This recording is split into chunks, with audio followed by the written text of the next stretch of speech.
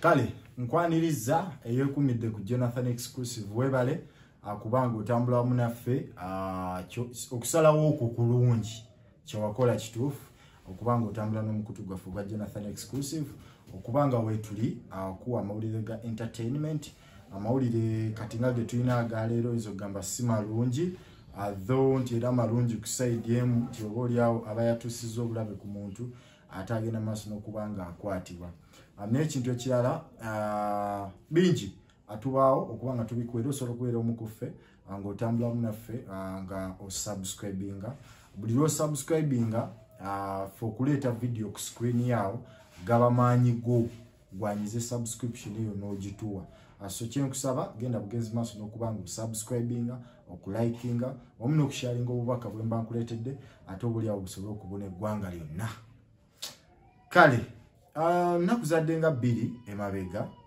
gwatanaba kubanga omanyako ku story eno nga ngikudiddemukko emabega omukyalo omu maid wa waka yagenze maaso n'okubanga atokyalinga omwana akatambi kano naaleka bawadde ne mukalaba n'olw'okuba YouTube erina amateeka agatakkiriza bifaananyi bya ngeriko eyo yensonga lwaki sikatadde ku screen yaawo naye nga tekyali baddemu kizibu kukakuwa naye olw'okugoberera amateeka ate n'okwagala okuprotectinga kachano kaffe kabeerewo okubanga tukuwa information yonna mu mbeera yonna video eno tusazeewo obaoliawo tuleme kugissayo mu mbeera eyo naye yabadde amunyigiramu toyi era omwana ono yamumenyeemenye muno mwonna omubiri gwonna yagumenyeemenye yamuyiridde amazzi omusayi ne gusaasaana wonnaawo naye bino byonna okubaawo omuntu ayinza okwebuuza abazadde b'omwana baabaddewa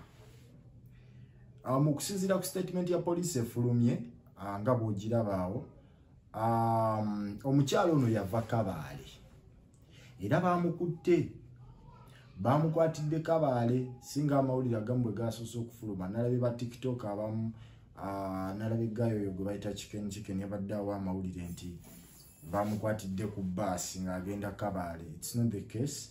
Bamukwatidde Kabaale ewaabwe yennyini naye mama w'omwana akitegerekese nti bayawukana n'omusajja omusajja n'afuna kubanga bw'omanyi ogenda n'ofuna abantu baawe ab'omukyala abaawa n'ogamba nange munfunireyo omukozi anandabirira abaana munfunireyo nga bw'obimanyi because abasajja kati nga bwa emirimu gye tukola asibikadde nti ogenda kubeerawo ku baana ate mulimu abasajja abamu ng'omwana wo okukuvaako owulira nga alina ekitundu kye bakugjeeko so nga toyinza nakumukkiriza nti agendeko ewajjajjaawe gy'aba abeera so ye kesi yemu eyali ku musajja ono anti okusinziira ku statement ya poliisi eri-recorded omusajja ono yeesigaliza abaana be oluvannyuma lw'okuba nti yali ayawukanye n'omukyala we then naafuna omukozi okubanga alabirira abaana naye situganye tetubeera na budde naye kiddayo eri ku muntu aba afunye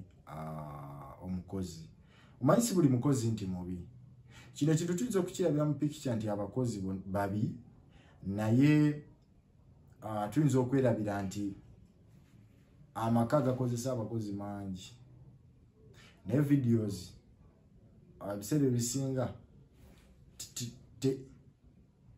tetuziraba okusinga obungi bw'abakozi abali mu maka ago mukyo kyentegeeza nti n'abalungi gye bali ate tuleme bana ababi ate kubikka bali abalungi nti gye bali omuntu okutuuka okugamba nti nze neetamu abakozi ze neetamu ki naye the thing is gwe ng'omuzadde afunye omukozi do get time no interactingamu n'abaana bano n'akubuulira because omwana ateeka okubanga yagenza okutuusibwako such an incident ng'alina embeera gy'azzaayisibwamu way back.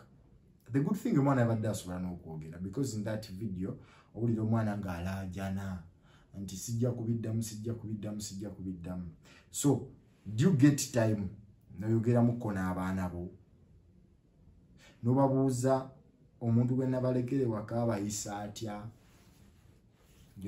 manyi waliwo ebintu byemu bye tuyinza okubuusa amaaso nogamba mbeera nkeera ku mirimu gyange but situation ng'eno bwejja ate n'obeera ne nobeera shocked nga webuuza ye abaana badinda bali nenga tofangayo kadde kutuuza baana bo mumanyi ekituufu asoka omukyalo ono ku mawulire ge tulina akyali Kabaale akyali mu bitundu by'e Kabaale era poliisi egenda kubanga transferinga emuleete gye yaddizza omusango ekira. So I think it is a good move okumuleeta gye yaddizza omusango, then kyetagana okumanya kiki kyamuviiriddeko okukola ekyo, because in most cases twalaba ow'e Masaka yadda ku mwana n'amupamako ku mutwe waggulu bwamuliisa omusulo bwakola ki, naye yavaayo n'agamba nti tamanyi kyamuliko ng'akola ekikolwa ng'ekyo. So twetaaga okumanya kiki ekyakireese omanya waliwo n'abantu bamu b'otunuulira n'onoonya ne woyinza omuwuliriza nga tulabawo, because ekikolwa ng'ekyo kyenkana n'obutemu. Naye omwana ye akyali bulamu era gyali mu ddwaliro ensambi agenda maaso n'okubanga afuna obujjanjabi, ne bambi kaafunyemukko ebisago abingi naddala ku face wano, ate n'amagulu gonna engeri gye gabadde ganyigibwa, era olaba nti embeera terinatereera. Omwana tulina kwongera bwongezi kubanga tumusabira atayongera okubanga atereera. Then ne poliisi okubanga eyanguye ensonga tulema ate kuwulira ate nendoza ate ensonga kezze mu mawulire. Omanya amawulire kintu kyamaanyi, ensonga eno kezze mu mawulire bijja kwawukamu. Poliisi zitera kudibaga misango giri eyo gitibidde gitage gitawulirizibwa. So ze ensonga ezo ze mbadde nkuleetedde olunaku olwaleero akwongera kubanga nkutegeeza ku mukyalo oyo yagenze maaso n'okubanga atulugunya omwana mbeera eyo etabadde nnungi, naye tugenda kubanga tufollowinga emboozi eno paka gyegenda maaso n'okubanga eggweera. Twagala omukyala we bamuleetera tulina okuba naye n'embeera zonna. Masembe ndi mu ddakiika mmeka? Sooka ondabireko awo, ndi mu ddakiika mmeka? Ddakiika 8. Kale lwaki sibeerekereza bannange, update ya leero neekomaawo. Mawulire mangi amalala gye gatambudde olwaleero, naye oba oli awo lino libadde kaki mu matu g'abantu, okutya kubadde kungi n'ebirala bibadde bingi. Teweerabira buli lwondaba ku screen yawo bankuleeteddwa banafu aba Nana Herbal Mouthwash abakutegeeza nti akamwako kafuula ekyokwenyumirizaamu. Teweekweka ng'onyumya abantu, tolemwa kuteesa lwakamwa kuba nti kakumalako emirembe. Ng'ate Nana Herbal Mouthwash waali Nana waali okubanga akuyambako mu kamuumu okuwaka kasimera akalungi n'onyumya mu bantu ne batagamba gundi akoze abadde ki. So weekwate bwekwasi Nana Herbal Mouthwash agenda kubanga akukolera. Walina amannya agalimu ebituli, alina amannya agakulumaaluma, alina amannya agavaamu omusaayi, tolya byokya, tolya binyogoga. Nana Herbal Mouthwash ye solution. Osobola okubanga omufuna mu supermarkets ne pharmacies ezikuli okumpi, wabula obanga ogenda okugula akacupa ka Nana muganda wange ketegereze wansi mu mbiriizi, wansi mu ntobo ne mu mbiriizi mulina obbanga muwandiikiddwamu ekigambo Nana. Waliwo sayingi egamba nti tebakuguza kapa mu kutiya. Bwe kiri? Manyi waliwo munange yagamba nti tebakuguza kutiya mu kapa.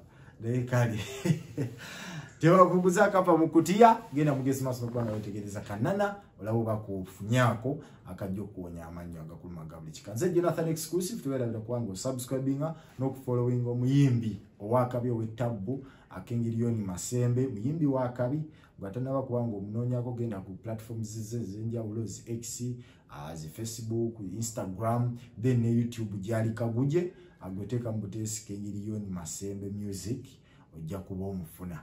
Gyali yangamba ina ne hit empya bagiyita